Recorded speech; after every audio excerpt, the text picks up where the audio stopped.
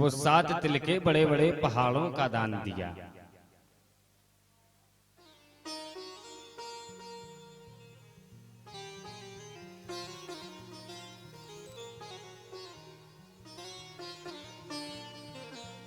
और जब लाला को जन्म हुई तो वह ब्रज की गोपी ऐसो ऐसो सुंदर श्रृंगार करके आई, बड़ो सुंदर श्रृंगार। और वैसे भी जब कभी भगवान के उत्सव में जाओ, जब कभी भगवान के दरबार में जाओ, तो बड़े ही सज सवर करके जाना चाहिए। क्यों? दुनिया को तो हम बहुत दिखाते हैं, हम देखो इतने अच्छे लगते हैं, हम इतने अच्छे वस्त्र पहनते हैं, लेकिन जब कभी परमात्मा के दरबार में जाने की बात होती है तो क्या कहेंगे? अरे ऐसे ही चलो, वहां भीड़ भाड़ होती है, जूता चप्पल ऐसे ही पहन लो, कोई चुरा ले जाएगा वहां से।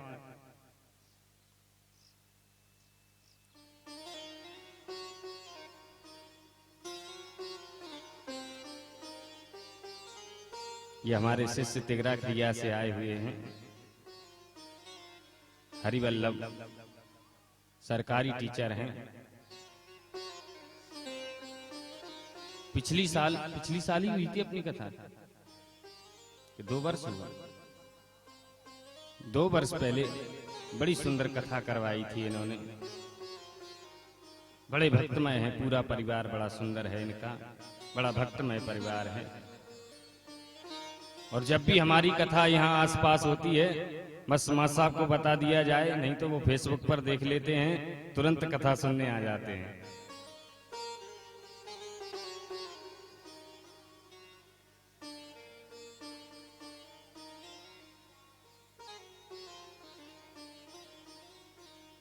तो ये भगवान की कथा, भगवान के उत्सवों के लिए हमें बड़ा सुंदर स्वरूप धारण करना चाहिए।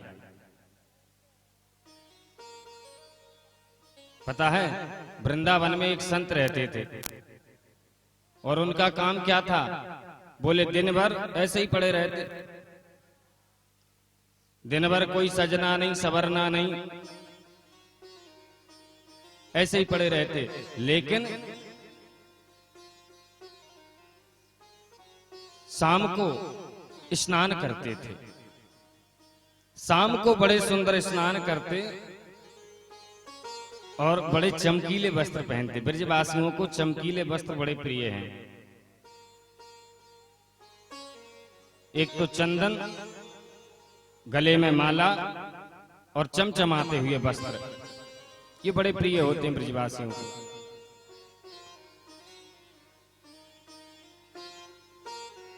बिहारी जी के मंदिर में भी जाते हैं तो पता है क्या करते? माला ले जाएंगे बड़ी सुंदर, 50 रुपए की माला खरीदेंगे और बिहारी जी के मंदिर में जाएंगे, बस बिहारी जी को दूर से दिखा दी और खुद पहन लेते हैं। और बिहारी जी उसमें ही खुश रहते हैं। तो जब भी भगवान के दरबार में जाओ तो सज सवर के जाओ, सुंदर होकर के जाओ। तो महात्मा जी बोले दिन भर तो ऐसे ही पड़े रहते, लेकिन शाम को जब बिहारी जी का दर्शन करने के लिए जाते तो बड़े सुंदर वस्त्र पहनते और वस्त्र पहन करके इत्र मित्र लगाते, फिर भगवान के दरबार में जाते। किसी ने पूछ लिया, बोले बाबा तुम शाम को क्यों सजते हो? दिन भर तो आप ऐसे ही बने रहते, और बिहारी जी के पास जाते हो तब सज सवर करके जाते हो। कारण? बोले कारण कुछ नहीं है, मैं अपने बिहारी को दिखाता हूं कि देख तेरे राज्य में सब चकाचक है, किसी प्रकार की कमी नहीं है। दिखाना है तो उस परमात्मा को दिखाओ। जिस प्रकार से उसके पास जाएंगे तो वो भी कहेगा जैसे आया है वैसे ही रहे।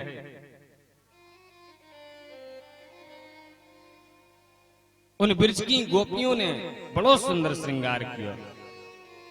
गोप्या सुमिष्ट मणिकुंडल निष्कंठा चिंतांबरा पति शिखाश्च्युत माल्यबरः नंदालयम सबलया ब्रजतीर विरिज्वा व्यालोल कुंडल पयोधर हार शोभा। बड़े सुंदर सुंदर गहने पहने उन्होंने।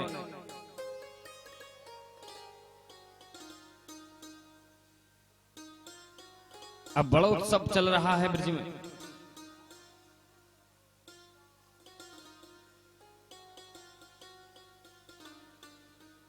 आज क्या हुआ?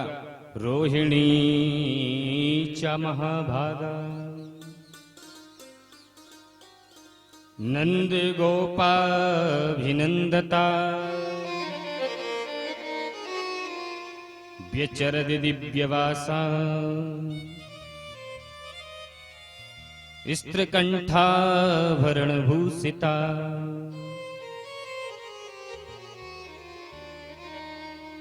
सारे ब्रजवासी आए उत्सव में, लेकिन नंद बाबा नहीं आए, मैया रोहिणी नहीं आई। क्यों? क्योंकि रोहिणी मैया कैसे आएंगी? उनके पति देव तो जेल में हैं।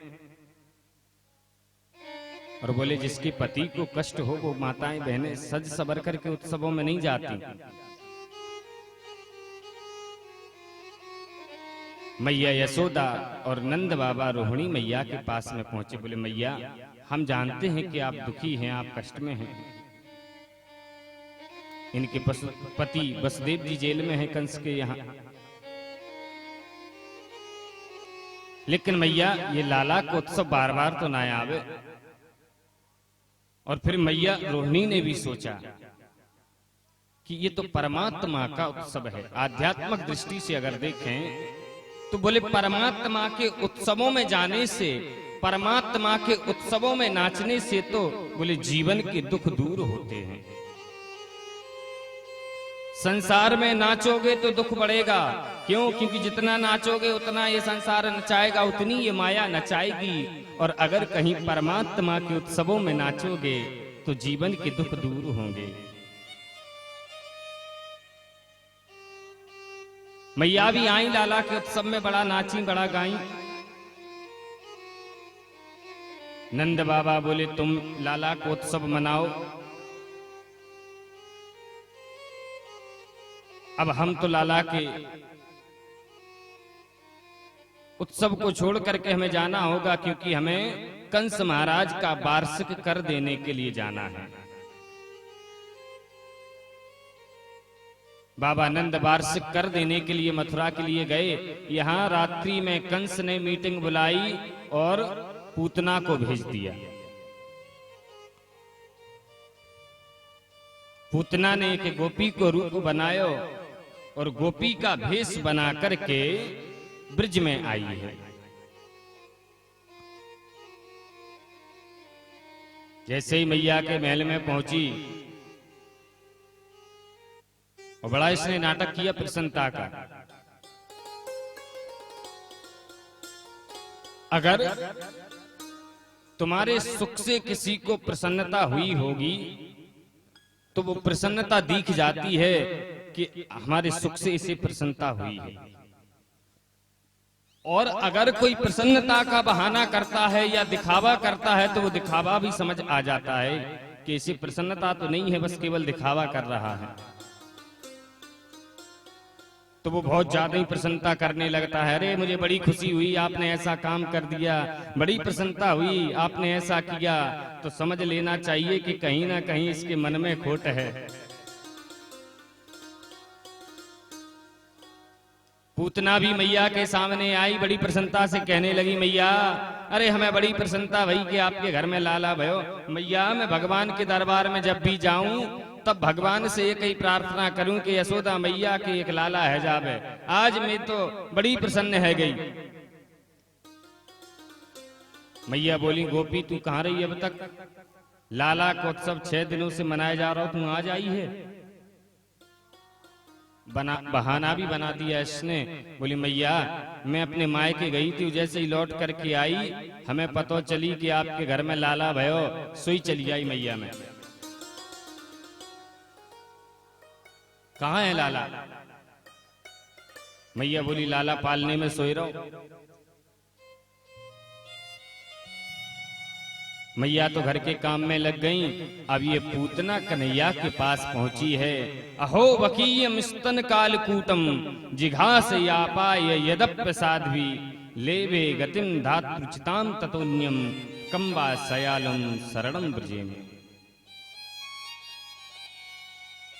अहोवकीय स्तन कालकूटम, इसने अपने स्तनों में कालकूट विष लगा रखा है। वो कन्हैया के पास आई है और जैसे ही मेरे गोपाल के समीप पहुंची कि मेरे कन्हैया ने अपनी आंखें बंद कर ली। राजा परीक्षित कहते प्रभु सुखदेव जी महाराज से, बोले भगवान ने आंखें बंद क्यों कर ली? क्या भगवान डर गए थे पूतना को? अरे बोले जाके डर से काल डरावे। बोले जिसके डर से काल डरता है वो पूतना को कैसे डर सकता है? तो बोले भगवान ने अपनी आंखें बंद क्यों कर ली? तो कई कारण हैं, संतों ने बड़े बड़े अच्छे कारण बताए हैं। बोले भगवान ने अपनी आंखें बंद इसलिए कर ली कि भगवान सोच रहे हैं, लो मैंने तो सोचा था कि ब्रज में जाऊंगा माखन मिश्री खाऊंगा, लेकिन माखन मिश्री तो मिलो ना है और मौसी जी विष पिलावे की ताई आ गई। अब सोच रहे हैं बोले विष पीने का अनुभव हमें तो है नहीं। तो बोले कन्हैया आंखें बंद करके भोलेनाथ का ध्यान कर रहे हैं। कहते हे प्रभु, समुद्र मंथन से जो कालकूट विष निकला था वो आपने ही पिया था। आपको बड़ा अभ्यास है विष पीने का, इसलिए हे प्रभु आप ही मेरे हृदय में आकर के बैठ जाओ, सो दूध दूध हम पी लेंगे और विष विष आप पी लेना। ये कारण तो ये भी है, और एक कारण है कि भगवान की जो आंखें हैं ना, वो आंखें क्या हैं? भगवान के जो नेत्र हैं वो भगवान के नेत्र हैं सूर्य और चंद्रमा। तो सूर्य चंद्र कहते हैं कि अरे देखो तो सही, इस सारी दुनिया तो मेरे गोपाल को प्यार करती है, सारा संसार मेरे कन्हैया को लाड़ लड़ाता है, और ये कौन ऐसी स्त्री है जो मेरे गोपाल को विष पिलाने के लिए आई है? हम ऐसी स्त्री को नहीं देखना चाहेंगे, हमें नहीं देखना ऐसी स्त्री को, इसलिए भगवान ने अपनी आंखें बंद कर ली। बोले मत देखो। एक कारण ये भी है कि भगवान के जो नयन है ना, इन नैनों में ही जादू है भगवान की। तो भगवान कहते हैं बोले अगर मैंने कहीं इस पूतना को देख लिया और कहीं मेरे नैना अगर इससे लड़ गए तो फिर मैं इसे मार नहीं पाऊंगा, मार नहीं पाऊंगा। क्यों? क्योंकि उनकी एक ही नजर का तो कमाल है, अगर नजर पड़ गई तो जीवन का उद्धार हो जाता है। अगर उनकी कृपा की नजर पड़ गई तो ये जीवन धन्य हो जाएगा। और भगवान कहते हैं अगर मैंने इसे देख लिया तो फिर ये राक्षसी नहीं रह सकती, फिर मैं इसे मार नहीं पाऊंगा। इसलिए भगवान अपनी आंखें बंद करे हुए हैं। एक कारण यह भी है कि भगवान कहते चलो ठीक है, मुझे मारने के लिए आई है, विष पिलाने के लिए आई है, लेकिन काम तो वही करेगी जो एक माँ करती है। माँ अपने बच्चे को स्तन पान कराती है, दुग्ध पान कराती है, तो कार्य वही करेगी जो एक माँ करती है। तो भगवान कहते बोले माँ को तो मुक्ति दी जाती है। तो भगवान कहते अब ये पूतना मुझे स्तन पान कराएगी तो मेरी माँ हो जाएगी, तो इसे भी मुक्ति देनी पड़ेगी। तो भगवान आंखें बंद करके देख रहे हैं कि स्वर्ग में कोई सीट खाली हो तो फिर भेजे इन्हें।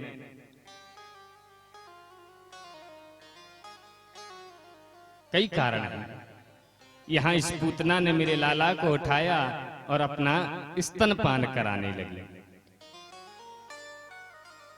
अब इसने सोचा कि एक आध घूंट पिएगा और मर जाएगा। ऐसा कालकूट विष कि मुंह लगाते ही मृत्यु हो जाए। उसकी सुगंध से ही मृत्यु हो जाए, ऐसा कालकूट विष। भगवान पीते चले जा रहे हैं। इसने देखा, बोली बड़ा विचित्र बालक अभी तक नहीं मरा। और जब पूतना ने देखा तो मेरा गोपाल जरा सा मुस्कुरा और गया।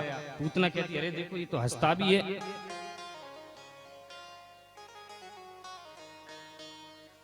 अब क्या होगा?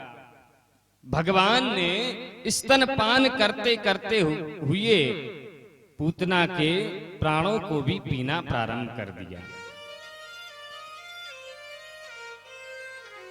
और जैसे ही प्राणों को पीना प्रारंभ किया कि अब पूतना घबराई।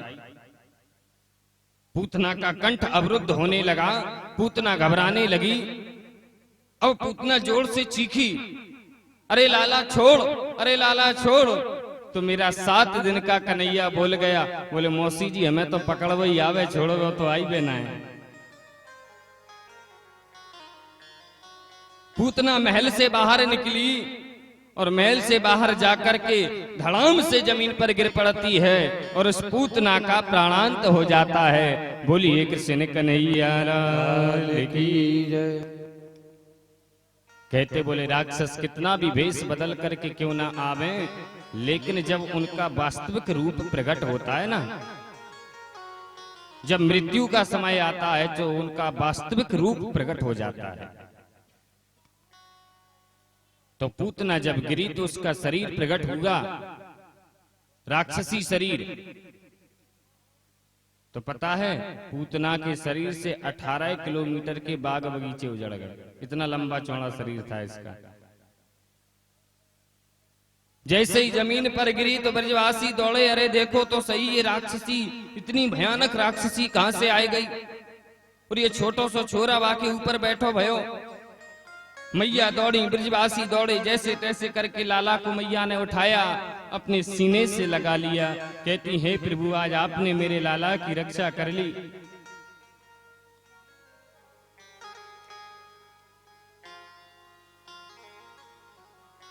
लाला को ले जाकर के स्नान कराती हैं और नजर झाड़ने लगी।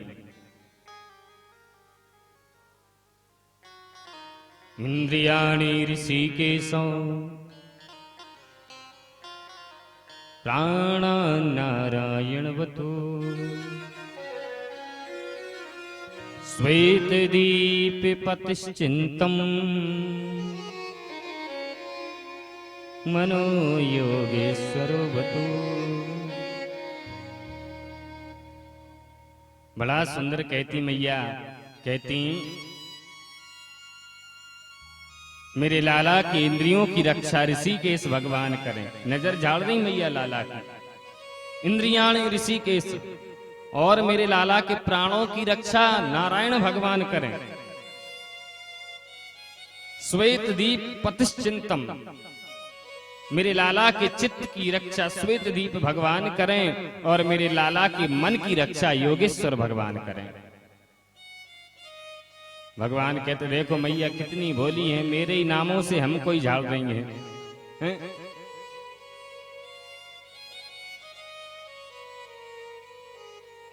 कितना सुंदर कहा, बोले मेरे लाला के मन की रक्षा कौन करे? योगेश्वर भगवान। क्यों? क्योंकि जब तक जीवन में योग नहीं होगा तब तक मन वश में नहीं हो सकता है। अगर मन की रक्षा हो गई तो मानो तुम्हारे जीवन की रक्षा हो गई। अगर ये आपका मन वश में हो गया तो मानो आपने मानवता का सार पा लिया। ये मन ही तो वश में नहीं हो पाता है। मन एवं मनुष्याणाम कारण बंधन मोक्षयो। व्यक्ति के बंधन का कारण मन और मोक्ष का कारण मन। तो बोले मन बस में कैसे होगा? तो मन की रक्षा कौन करे? बोले योगेश्वर भगवान। जब जीवन में योग होगा तो बोले मन बस में होगा।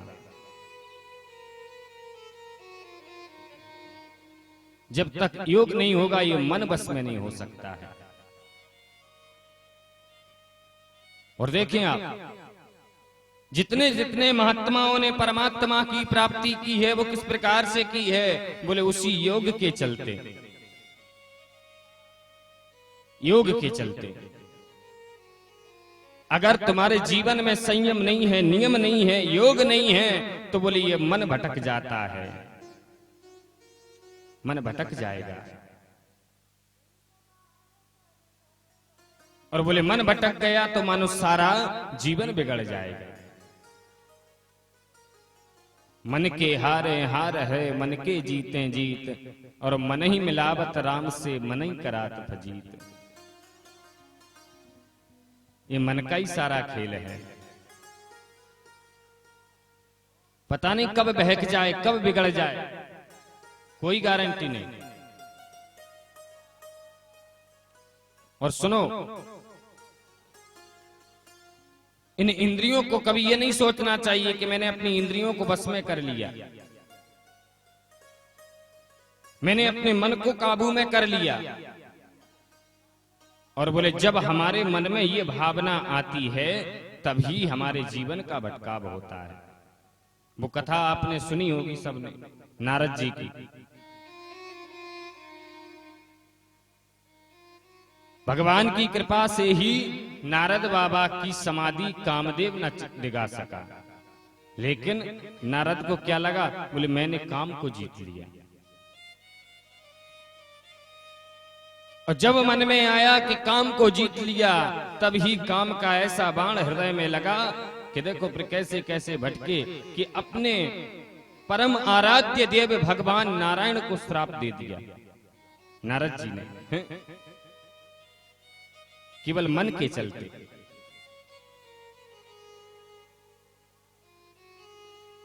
तो इस मन की गारंटी नहीं कि कब भटक जाए, कब बिगड़ जाए।